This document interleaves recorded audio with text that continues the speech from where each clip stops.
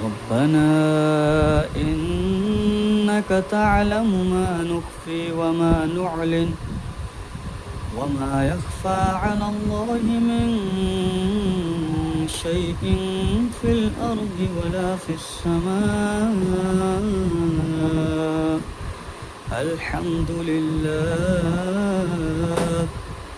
الحمد لله الذي وهب لي على الكبر إسماعيل وإسحاق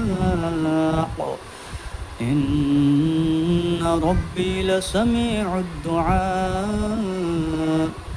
رب اجعلني مقيم الصلاة ومن ذريتي ربنا وتقبل دعاء.